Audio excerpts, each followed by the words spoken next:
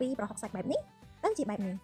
ម្ដងទេបងប្អូនងាយស្រួលប្រើប្រាស់ទៀតផងគ្រាន់តែដួសបន្តិចដាក់ចូលម្ហូបអាហារជាការស្រេចមិនបាច់ពិបាកទុកដាក់ដូចមុនទេប្រហុកធម្មជាតិតាមបទពិសោធន៍បងប្អូនគឺពិបាកទុកដាក់មានន័យថាបើយើងទុកដាក់បានល្អទេធ្វើឲ្យប្រហុកហ្នឹងងាយខូចងាយក្រហមងាយដូរពណ៌ហើយដុំធំអញ្ចឹងទៀតកាន់តែយ៉ាប់ប្រើប្រាស់ខ្ញុំបានទទួលខមមិនភ្ញៀវជាច្រើននៅពេលដែលទិញប្រហុកធម្មជាតិពីខាងខ្ញុំទៅតែងតែរអ៊ូរទាំថា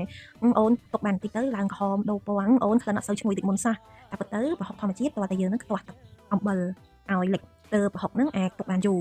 តែភ្ញៀវភាគច្រើនគឺគាត់ចង់បានប្រហុកសាច់បែបស្ងួតដើម្បីងាយស្រួលប្រើប្រាស់ប៉ុន្តែពេលដែលស្ងួតទៅធ្វើឲ្យប្រហុកហ្នឹងឆាប់ខូចវិញទៅជាមូលហេតុធ្វើឲ្យនាងខ្ញុំហ្នឹងកែប្រែធ្វើជាម្សៅប្រហុកជូនបងប្អូនវិញកាន់តែងាយស្រួលជាងមុនទៅទៀតមិនបាច់ហត់នឿយក្នុងការថែទាំទេភេទប្រហុកសាច់ដែលខ្ញុំយកមកផលិតជាម្សៅនេះគឺជាប្រភេទប្រហុកធម្មជាតិត្រីឆ្នោ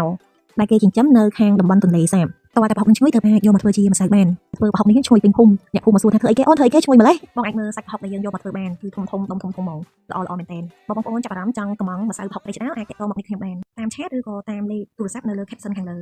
អូคลิกប្រាប់អ្នកផលិតនៅក្នុងខេត្តបាត់ដំបងនេះទេជួយគាំទ្រផងណាអរគុណ